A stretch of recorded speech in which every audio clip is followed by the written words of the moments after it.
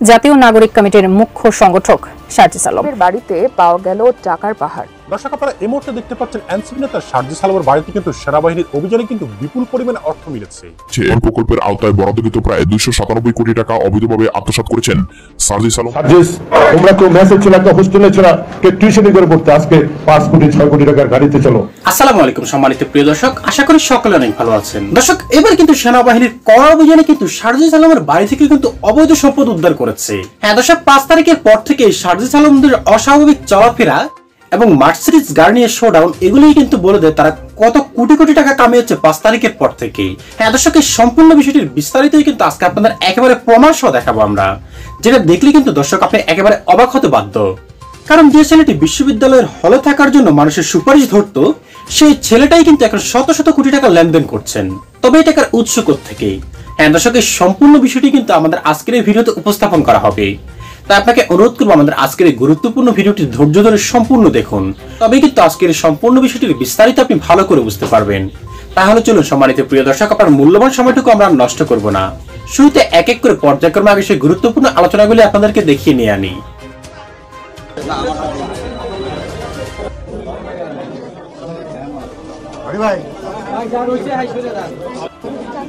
জাতীয় নাগরিক পার্টির মুখ্য সমন্বয়ক শারজিস আলমের বিরুদ্ধে রাষ্ট্রীয় অর্থ আত্মসাতের অভিযোগে আগামী 24 ঘন্টার মধ্যে গ্রেফতারের নির্দেশ দিয়েছে দেশটির সেনাপ্রধান জেনারেল ওয়াকারুজ্জামান।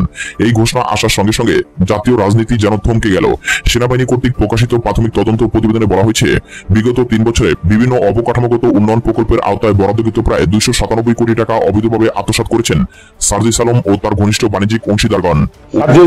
তোমরা তো মেসেজ ছিল একটা হোস্টেলে ছিল কে টিউশনি করে পড়তে, আজকে 5 কোটি 6 কোটি টাকার গাড়িতে চলো।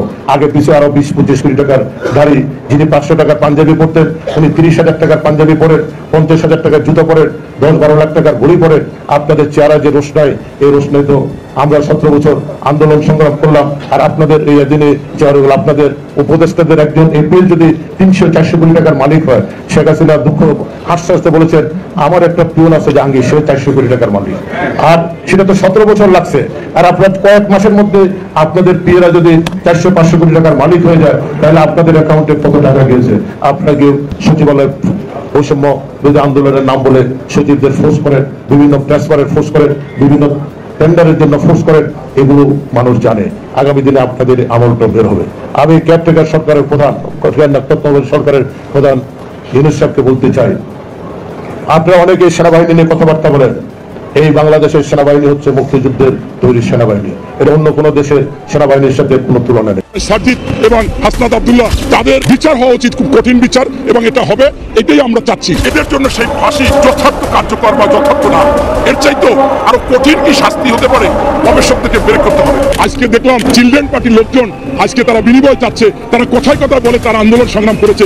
তোমরা একদিন হারুনের হোটেলে গিয়েই দেখলাম ভেবা চাপা দিয়ে মোটামুটি আন্দোলন প্রত্যাহার করলা। শেখ হাসিনার কথায় সাজিদ এবং হাসনাত আব্দুল্লাহ তারা বললো যে কাউকে সুযোগ দেওয়া যাবে না, আমরা হলে কোঠা আন্দোলন করতেছি, এখানে এক দফা আন্দোলন আমাদের না।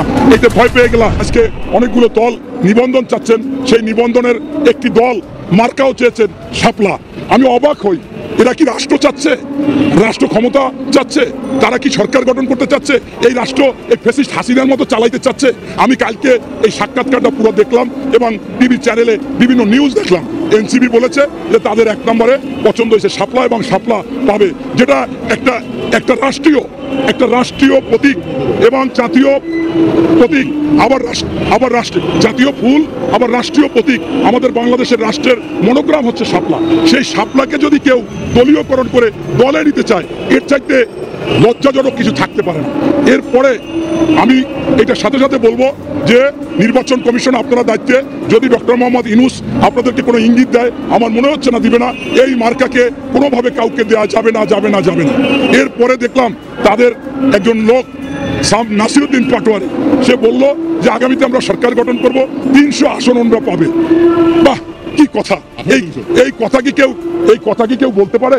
আপনি বলতে পারেন যে যারা আপনার মনে করেন যে ইতিমধ্যে হয়তো 30-35 জনের এমপি প্রার্থী নির্বাচিত করতে পারতেছে না যে কাকে দিবে, তারা 300 আসন পাবে, সরকার গঠন করবে, তাদের দেশের যে প্রতীক বাংলাদেশকে যারা চিনে যে এটা দিয়ে সেই প্রতীক শাপলা প্রতীক তাদেরকে দিতে হবে।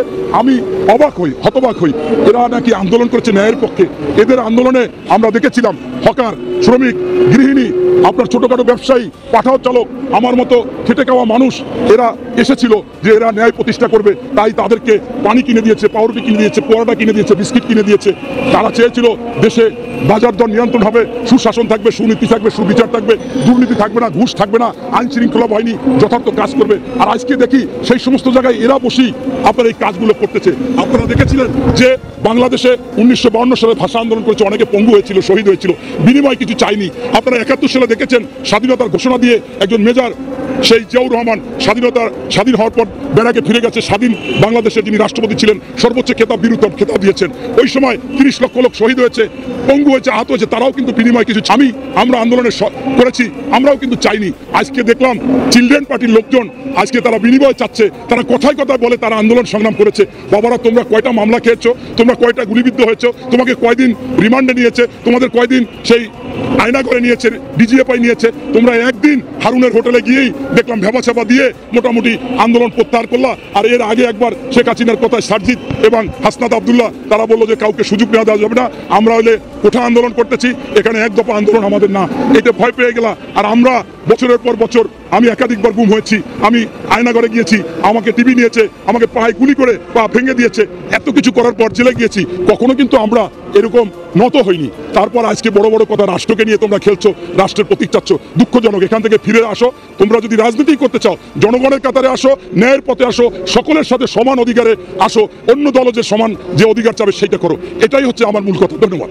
এখন আমি যদি আপনাদেরকে এক কথায় বলি যে বিশ্বে যদি কোনো অপরাধীর শাস্তি সর্বোচ্চ ফাঁসি হয়ে থাকে, তবে এদের জন্য সেই ফাঁসি যথার্থ কার্যকর বা যথার্থ না, এর চাইতেও আরো কঠিন কি শাস্তি হতে পারে গবেষকদেরকে বের করতে হবে।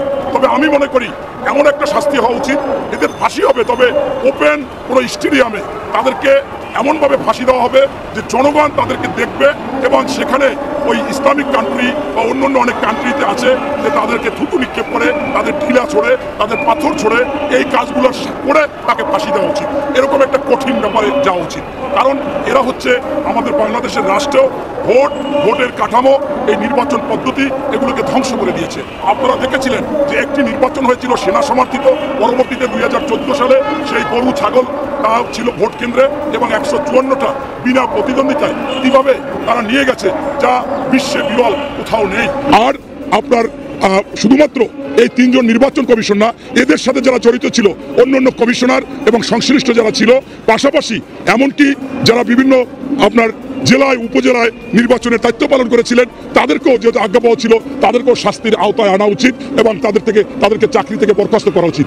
এটাই হচ্ছে আমার আপনার এই নির্বাচন কমিশনের কথা। আবারও শেষ কথা বলবো, এই নির্বাচন কমিশনে যারা অপরাধ করেছে, এই অপরাধীদের বিচার, সর্বোচ্চ বিচার যদি বিশ্বে থাকে, ফাঁসি, সেই ফাঁসি দিলেও যথার্থ হবে না। এদেরকে আরো কঠিন কি শাস্তি দেওয়া যায় সেই শাস্তি দিতে হবে। প্রয়োজনে আপনার খোলা স্টেডিয়ামে জনগণের সম্মুখে তাদেরকে আপনার ফায়ারিং স্কোয়াডে এনে গুলির পর গুলি করতে হবে, অথবা ফাঁসির পর ফাঁসি, একাধিক ফাঁসি দিতে হবে। এটাই আসলে আমার মূল কথা। এরপর আপনারা জিজ্ঞাসা করেছেন, দর্শক, হাসিনার পলায়নের পর থেকে যখন আলোচনার তুঙ্গে ছিলেন হাসনাত সার্জিসরা, তখনই কিন্তু তারা সুযোগটা কাজে লাগিয়েছেন, এবং এই সুযোগ কাজে লাগিয়ে কিন্তু হাজার হাজার কোটি টাকা কিন্তু তারা বানিয়ে নিয়েছেন। পুলিশের ডিএসপি নিয়োগ দেওয়া থেকে শুরু করে থানার ওসি এবং কিন্তু বিশ্ববিদ্যালয়ের ভিসি সহ আরো বেশ কয়েকটি পদে কিন্তু তারা পদায়ন করতে কিন্তু অনেক কোটি কোটি টাকা কিন্তু ঘুষ খেয়েছেন, যেগুলোর প্রমাণ কিন্তু দর্শক আপনারা আমাদের আজকের ভিডিওতেই কিন্তু পেয়ে গেছেন। তাই দর্শক, এই সম্পর্কে আপনার মতামত কি সেটা কিন্তু অবশ্যই আমাদের কমেন্ট বক্সে জানিয়ে যাবেন। তাই আজ আর কথা বাড়িয়ে দর্শক আপনার মূল্যবান সময়টুকু আমরা নষ্ট করব না। আজ এ পর্যন্তই। আশা করি সকলে অনেক ভালো থাকবেন। আল্লাহ হাফেজ।